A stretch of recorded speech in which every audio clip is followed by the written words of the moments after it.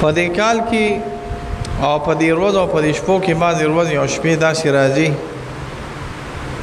چې هغه د خصوصي عباداتو سره تعلق ساتي. دا خصوصي عبادات څه ته ویل کېږي؟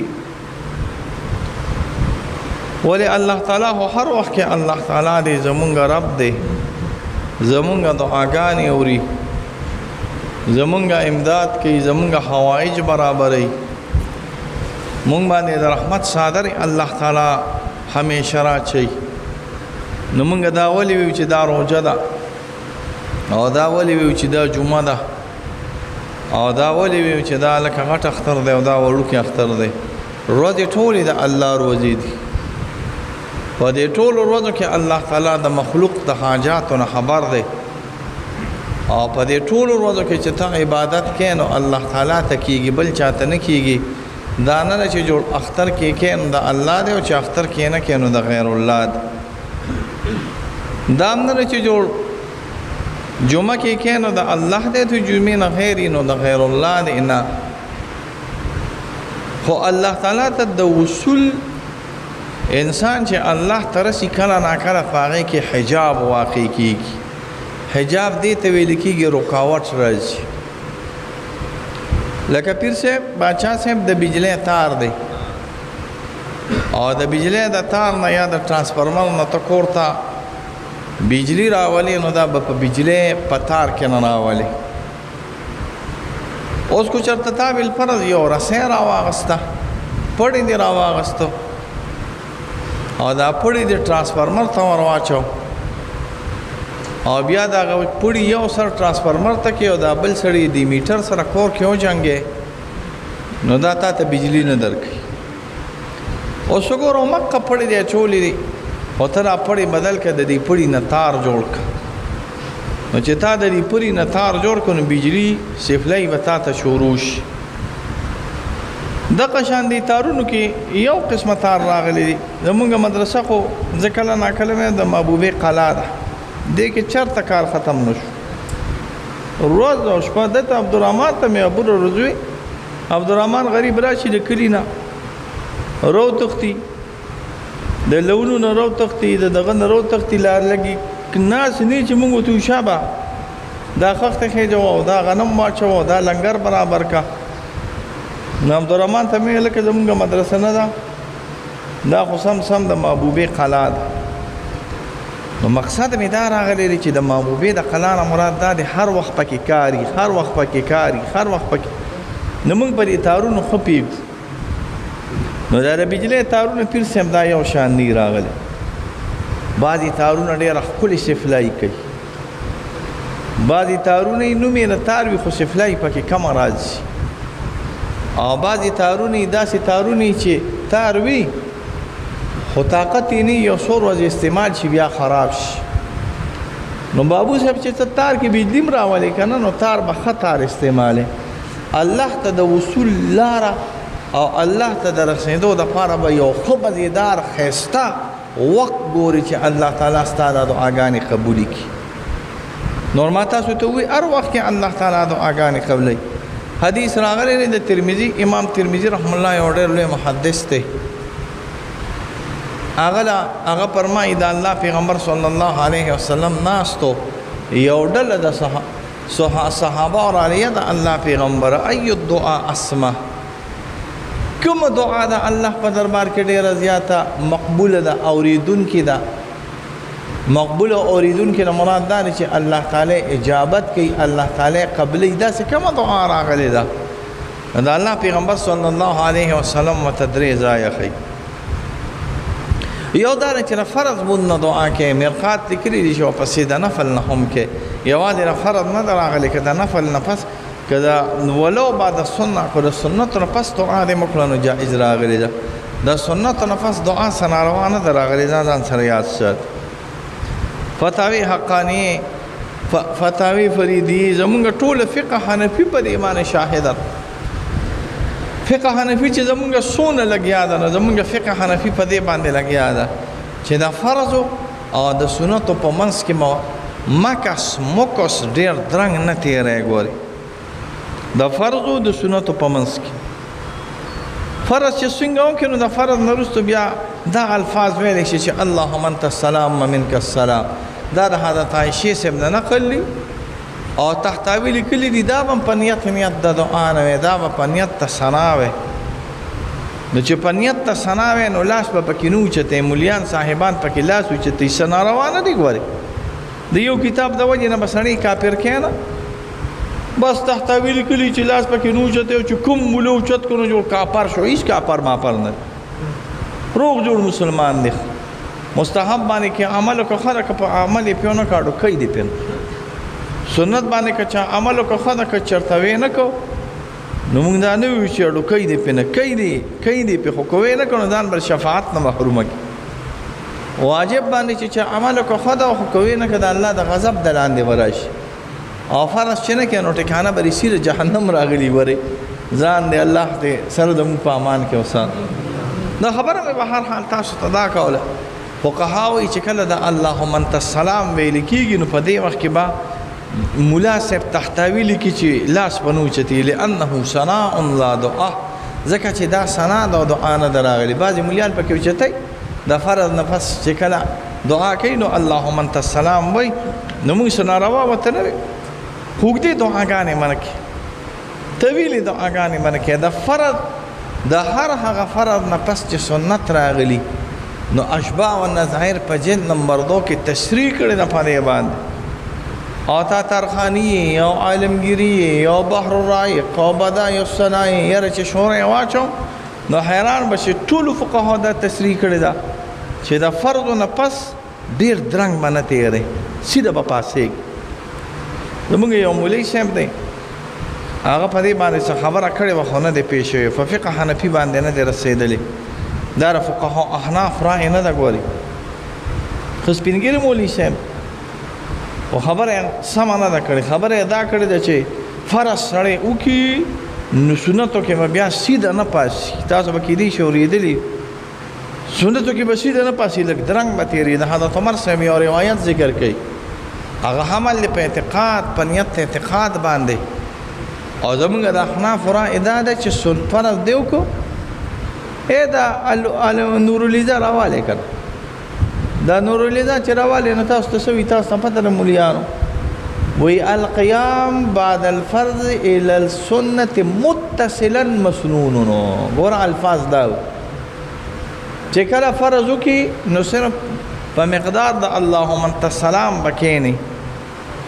او دا منځ کې اوراد نه دي چې دا سړی منځ کې اوراد وي. دې کې دوه رایې دي. یو رایې دا ده چې وی کا دا رایې د شاه ولی الله صاحب دی، خدا دا ابن نجیم او دا د فتح القدیر د رایې مقابله نشي کولی. هغوی اسمان ته رسېدلي دي په دې باب کې. او زمونږ عمومي فقه لګیا ده او اشباع و نظر تشریح کړی ده چې دا اذکار نه دي. لا سبحان الله سبحان الله سبحان الله الحمدلله الحمدلله الحمد. دا د فرض او د سنتو په منځ کې باندې کې، بلکې د فرض او د سنتو په منځ کې مکروه تنزیهی و اشباع و نظائر ویلي دي. دا مسئله یاد ساتئ. اشباع و نظائر ورته د فرض او د سنتو په منځ کې نه څه ویلي دي؟ مکروه تنزیهی. د سرخسی قول یې نقل کړی دی. دا زما هم رایې ده. ډېرې اوږدې دعاګانې به هم نه کوې. دا د هغه وخت کې چې تا نه د فرضو نه پس سنت وي، او ډېرې اوږده وظیفې به هم نه کوې. او چې کله فرض دی وکړو نو سنت داسې یو طرف ته او کا خوا طرف ته. دا هم تحتاوي لیکلي دي. دې ته مونږ په خپل اصطلاح کې تحویل ویو. تحویل دا د مقتدي لپاره نه دی. ګورې ښه دا د امام دپاره دی. تحتاوي تصریح کړې ده چې ملا صاحب دې ځای کې فرض وکړي نو بیا به یو قدم اخوا شي، یا به دې خوا شي، یا به دې خوا شي. او دا تحویل اخوا دې خوا کېدل دا د مقتدي لپاره نه دی راغلی. دا کار د امام دپاره راغلی دی، د مقتدي دپاره نه دی راغلی. تشریح کړې ده. خو حدیث کې راځي د الله پیغمبر صلی الله علیه وسلم فرمایي ډله راړیه د الله پیغمبره کومه دعا د الله دربار کې ډېره زیاته محبوبه ده؟ وی دبر الصلات المکتوبات. دا فرض منظور نه پس چې دعا کې دا د الله دربار کې ډېره مقبوله راغلی. بیا ورته وی فی جوف الليل. جوف الليل څه ته ویل کېږي؟ شپه چې کله سر ته ورسي. نو شپه چې کله سر ته ورسي په معنی د دې سره نیمې شپې ته ورسي نو د الله تعالی رحمت ته انسانانو ته متوجه شي. نزول د ذات الله نه کیږي. ګوره دا د غلطو خلکو عقیده ده، دا د غلطو خلکو عقیده ده. او د دې ما تاسو ته یو ناشنا دلیل ویلی. بعضې خلک وایي الله تعالی دویم اسمان ته اول اسمان ته راشي، نو خلکو ته وایي چې شته داسې کس چې هغه مانه دعا وکړي چې زه دعا قبوله کړم، شته داسې کس چې هغه مانه وغواړي چې زه دعا قبوله کړم، رحمت پرې وکړم. نو که چېرته بالفرض الله راضي که نه، نو ورکوټې یو مسله ده تخیم یو ورکوټې چې الله راضي پیر صاحب، نو دا چوب دا نیمه شپه خو په ټوله دنیا کې 24 غنټې موجود دی که نه، دا مې ته ویلی که نه، نیمه شپه په ټوله دنیا کې 24 غنټې موجود دی. دا قیشې ځان سره یاد ساتئ، دې ته حیات وایي، دې ته علم الفلکیات وایي. یعنی د 24 غنټو 24 غنټې په دنیا کې موجود دي. د 24 غنټو 24 غنټې دا په دنیا کې. لکه اوس یو ملک داسې شته چې هغې کې 1 بجه ده، اوس یو ملک داسې شته چې هغې کې 2 بجې دي د سهار، اوس یو ملک داسې شته چې هغې کې 3 بجې دي، اوس یو ملک داسې شته چې هغې کې 4 بجې دي. اوس داسې راتاو شه که پوه شوې که نه پوهېږې نو څه فرق نه ده. همدغه وړې خبرې یادوئ. په دنیا کې 40 غنټې هر وخت موجود وي، ځکه دا دنیا داسې تاویږي. پیر صاحب اوس چې دا کیسې کوي، دا دنیا داسې تاویږي، دا نور حرکت کوي. زرینه به د الله قدرت کوي، د چا پکې څه کار؟ آمین. د الله قدرت نه چا پکې څه کار راغلی؟ دا داسې تاویږي نو 24 غنټې په دنیا کې، یعنی نیمه شپه په دنیا کې هر وخت موجود ده. نو چې حدیث کې راغلی چې نیمه شپه کې الله تعالی راکوزیږي، نو د بعضې خلکو دا عقیده نه چې الله تعالی استواء علی العرش کړی دی، نو خو بس عرش خالی شو که نه، به ټوله ورځ په اسمان کې ناست دی او ټوله ورځ په دویم اسمان کې ناست دی او خلکو ته وایي وایه دعاګانې کوئ چې قبلومې، نو عرش خالی شو. ستاسو غټه عقیده خرابه راغله. زمونږ دا عقیده نه ده، دا بعضو خلکو عقیده راغلی. دا د الله تعالی رحمت متوجه شي. مسند احمد تصریح کړې ده، رحمت ته الله تعالی را نازل شي، رحمت ته الله تعالی متوجه شي. نو په نیمه شپه کې چې پیر صاحب دعاګانې کوي، نو الله تعالی قبلوي. د جمعې پر ورځ کې چې دعا قبلې، په ټول کال کې د ټولو نه ښایسته او بهترینې ورځې، د ټولو نه اعلی او ښایسته او بهترینې ورځې دا 10 ورځې اولې د ذوالحجې راغلي. د ذوالحجې د میاشتې نه ټولو نه اعلی ورځې د اولنۍ ورځې 1 2 3 لسمه د لسمې د ذوالحجې پورې دا په ټول کال کې د ټولو نه اعلی ورځې. شپې د رمضان ښایسته راغلي دي او یقیني پیږي پې سړی. نو رمضان شپې او د ذوالحجې دا ورځې، د ذوالحجې ورځې دا د سننو ورځې دي، دا د انبیاو د خیر او برکت ورځې دي، دا د حج ورځې دي، دا د قربانۍ ورځې دي، دا د ایام التشریق ورځې دي، دا د ابراهیم علیه السلام او د اسحاق علیه السلام او د اسماعیل علیه السلام د افعال او د دعاګانو ورځې دي، او دا ټول یو ارڅ یو طرف ته دا د محمد رسول الله صلی الله علیه وسلم د سنت ورځې دي. نو یو ښکلې میاشت باندې انشاءالله را روانه ده، اجیان پکې روان دي. حج ته الله دې زموږ هم بندوبست وکړي، الله دې ستاسو له ټولو بندوبست وکړي. عمرې له چې ځې، حج له چې ځې، دا د الله تعالی دا کور دیدار دی. دې سره حدیث کې راځي رسول الله صلی الله علیه وسلم فرمایي چا چې حج وکړو، صحیح حج وکړو، الله تعالی توبه قبول کړي. په حج کې توبه وویستله، الله تعالی به د ګناه نه داسې پاک کړي لکه چې ماشوم په اوله ورځ باندې پیدا شو دی د ګناه نه پاک راغلی. داسې الله تعالی پاک. عمره چې چا وکړه ښه په اخلاص باندې وکړه. د بعضې حاجیانو عمرې نه او د بعضې حاجیانو وجونه هم نه ګوري. ډېر خلک مې لیدلي دي چې حج له نیتلې، نو ټیک وي چې حج له راشي نو شیطان والا ګوته ورکړي دي. ګور ګپ ته څه نه، ډېر خلک دي چې نیتلې حج نه.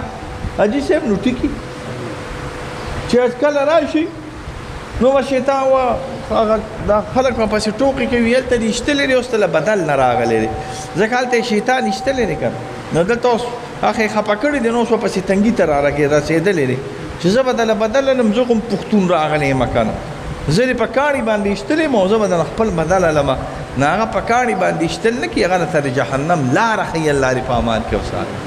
هغه دې د دین نه خلاصوي، هغه دې د ایمان نه خلاصوي، هغه دې د عقیدې نه خلاصوي. نو بهترین عمره په عمرو کې نه دا ده چې انسان عمره وکړي او راشي او پاک او ساک او د الله دربار کې نه متوجه شي. امام غزالي رحم الله یو امام دی، امامانو کې ښه امام دی. موږ سره دا کسوټي نشته چې موږ غټو خلکو ته ویو دا ښه دی او غټو خلکو ته ویو چې دا حرام دی. خو دونه ده چې کوم د اهل سنت والجماعت امامانی مشرانی اکابرین خبره ته موږ په ګوتې کوو. امام غزالي رحم الله ښه امام دی. هغه وایي د حج د قبلېدو یو علامه دا هم راغلې ده چې سړی حج ته لاړ شي او واپس راشي او دې د ګناهونو نه توبه ایستلې شوې وي، ما قبل ژوند د اوسني ژوند کې لږ فرق راغلی وي، بس دا د حج د قبلېدو علامه راغلې ده.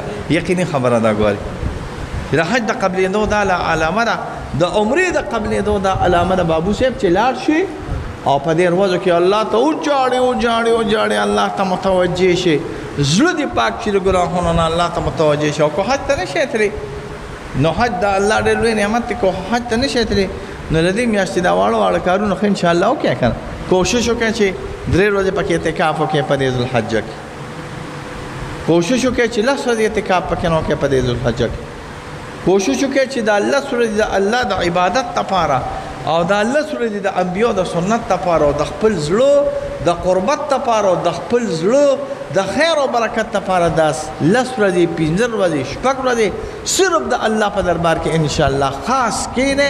دا مستاسو لپاره بهتر او اعلی خبر راغلی. خبره مې به هر حال تاسو ته دا کوله، مجي کبیر ده خبره مې به هر حال تاسو ته دا کوله. یا الله خیر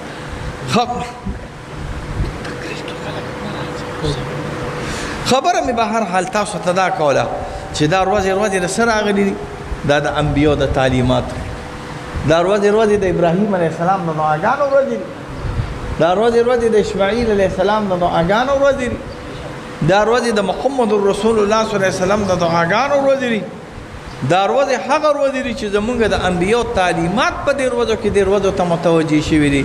نو انشاءالله په دې ورځو کې به خاص خصوصیت سره خپل قلب الله ته انشاءالله متوجه کړي. حضرت ابراهیم علیه السلام د انبیاء سردار دی، د انبیاء مشر دی، په اعتبار د عمر سره، په اعتبار د نسل سره، په اعتبار د نسب سره، نه په اعتبار د مرتبه سره. مرتبه الله تعالی محمد رسول الله صلی الله علیه وسلم په روایات کې راځي، حدیث میں بھی رسول الله صلی الله علیه وسلم فرمای وایي زه د حضرت ابراهیم علیه السلام دعا راغلی ما. نو تاسو ټولو به اورېدلي ابراهیم علیه السلام ځان سره یو ماشوم واغستو، یو ماشوم یې واغست. زمونږ رایې دا دی چې دا اسماعیل علیه السلام، عیسایان وایي یهودیان وایي وینه دا اسحاق علیه السلام. زمونږ رایې دا ده چې ذبح د اسماعیل علیه السلام شوې ده، او د عیسایان او د یهودیانو رایې دا ده چې نه ذبح د اسحاق علیه السلام شوې ده، او دا خبره صحیح نه ده. ما تورات کې په خپله باندې ایستلي دي، حواشیو پې کړي دي. د ټولو امتونو اتفاق داري، مسلمان، یهودیان، عیسایان، چې اسماعیل علیه السلام مشر د اسحاق علیه السلام، ټول دا وایي اسماعیل علیه السلام د اسحاق علیه السلام نه مشهور. مسلمانان هم اسماعیل علیه السلام د اسحاق علیه السلام نه مشهور، یهودیان هم اسماعیل علیه السلام د اسحاق علیه السلام نه مشهور، عیسایان هم اسماعیل علیه السلام د اسحاق علیه السلام نه مشهور. دا یاد سات. اوس چې مشهور نو تورات کې یو ناشنا لفظ راغلی دی د اردو تورات کې، الله تعالی حضرت ابراهیم علیه السلام ته وایي د خپل اکلوتې بیټې دپاره، د خپل هغه زوی دپاره چې بل زوی دی نشته، د هغه قرباني وکړه. نو تاسو سوچ وکړئ چې بل زوی نشته، ولا اسحاق علیه السلام نو پیدا کنه، ځکه خو اسماعیل علیه السلام ته وایي چې داسې زوی چې یو زوی دی راغلی.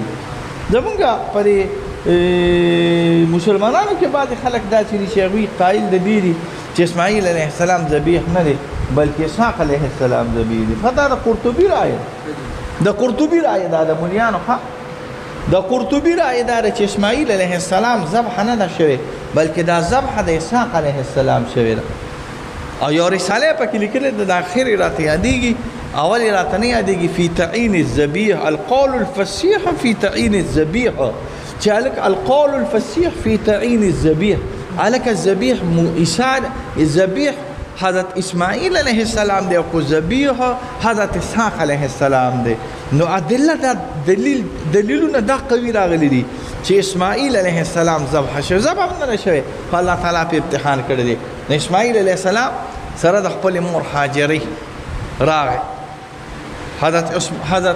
حضرت ابراهیم علیه السلام په یو داسې شړه ځای کې پرېښودل که نه چې زه سوچ وکړم دا تاسو چې لاړ شو دا درز او دا غوبلي دی که نه بیت الله ته دا 1409 د ابراهیم علیه السلام 4000 سال وشو او یو ناشنا خبره ده کوم چې د دې بازارونو نه اوس موږ مکې ته که نه بار مکې ته نو پړه به دې خړه راځي. ما پرې خبره کوي یعنی د بیت الله نه اخوا چې مکې ته وځي شړو ته اوبه نشته، ګیا نشته، پټي نشته، سوري نشته، نو 4000 کاله مخکې به څنګه حالات راغلي تاسو سوچ وکړئ.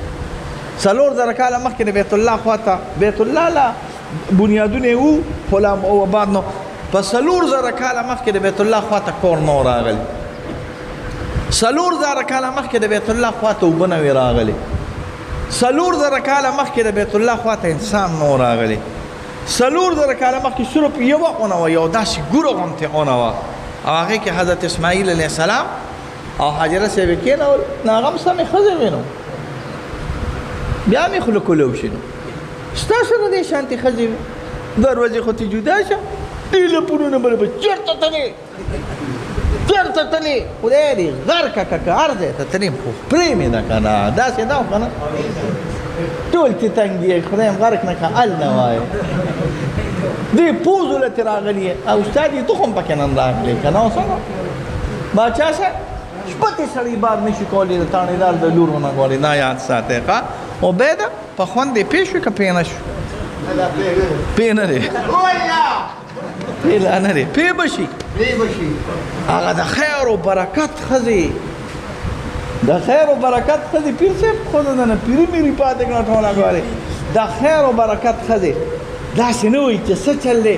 وایي څه کوې چېرته روانېږي چېرته م پرېږدی یو ورکوټه غوندې مشکیزې ورسره د اوبو کېښوده یو څو قجورې ورسره کېښودې تاسو سوچ وکړئ چې تاسو د یو هسې مثال وی د یوسف بابا غر ته وخېږي چې سړک نه وي او ماشومه پرېږدې او یو بتکي کې ورسره اوبه ږدې او هغه ته وي چېرته ځې چېرته ځې په دې چړه کې مې چېرته پرېږدې حق شته که نه د وینا حق شته که نه چې چېرته مې پرېږدې ځکه خامخا د دوست دشمن پته نه لګي د ځناور د پلانک پته نه لګي د سپي کوتري پته نه لګي چېرته مې پرېږدې دا چې حضرت ابراهیم علیه السلام روان شو چېرته م پرېږدې دې خشکه کې مونږ چېرته پرېږدې بس وی دا الله حکم دی وی ښه د الله حکم دی وی چې د الله حکم دی باز زما پې آمنا راغلی داسې زنان د الله حکم و هغې سر کېښوده الله امداد و د الله حکم و د ابراهیم علیه السلام زوجه مبارکه راغلې وه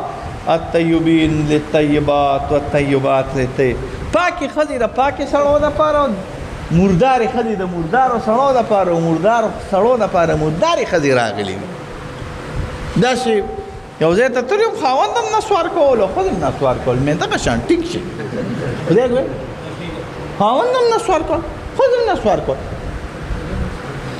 داسې ښځې دي قسم په الله چې خاوند هم سګرټ څکي او ښځه هم سره سګرټ څکي بلکې بله ورځ خبر شوم بله ورځ نه لږ مخکې په تنګي کې اوس ښځې چرسیانې شوي دي څه شي شوي چرسیان چرس مانې دغه شان چې سم هم په دې د غره زوړن کې نو ښه راغلی ده ښځې چرسیانې شوې ښځې څه شوې چرسیانې نو د بې غیرته ښځې بې غیرتې وي د نرانو ښځې نرانې وي د پاکو ښځې پاکې وي د پاکو خاوندانو پاکې ښځې وي او د پاکو ښځو پاک خاوندان راغلي ابراهیم علیه السلام د تقدس او د خیر سر ته رسېدلی و نو زنانه هم الله تعالی داسې ورکړې وه وی چېرته دي وی زما وی د الله په حکم دی وی د الله په وی څه چې د الله په حکم دی الله تعالی به زمونږ حفاظت کوي ستا ته اجازت نه زمونږ نشته دا لغونته خوراک دی دا به الله خیر دا لغونته څښاک دی الله تعالی به خیر خو هسې خامخا تاسو نه تپوس کوم چې داسې ځای کې زنانه پرېږدې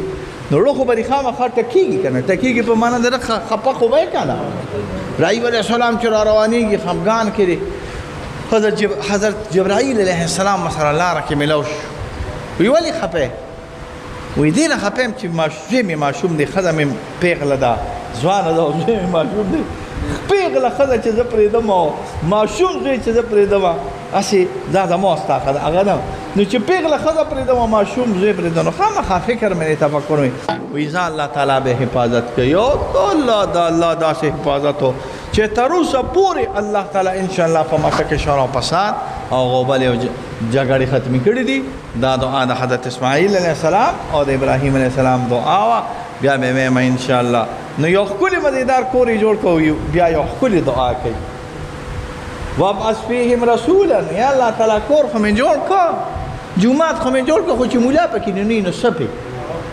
وایې که نه موږ پښتانه جومات جوړ کړي 15 ورځې 15 چتا 3 چتا او مولا له ډوډۍ بیا بې غیرته نشي ورکولی قسم نه کې ورکوي شي په جومات باندې 2 کروڑ روپۍ لګوي نو کور د خدای د تخبې کنډرات کا نو یو 100,000 روپۍ خو مولا له هم ورکوه که نه په جومات باندې 4 کروڑ روپۍ لګوي نو خدای دې غرق و پرک کا یو 100,000 روپۍ خو میاشت مولا له هم ورکوه که نه نو جوماتونو ته لاړ شو تپوس کوم څوک شته وي نه دلته مولا ټینګېدو والا نه دی مقتدیان یې په خپله د لوګي مړه شو نو مولا به څو ساتي څه خبره کوم نو چې کله جومات جوړی نو مولا پکې سم تکړه مولا ده چې مدرسه جوړی نو مدرس پکې وساته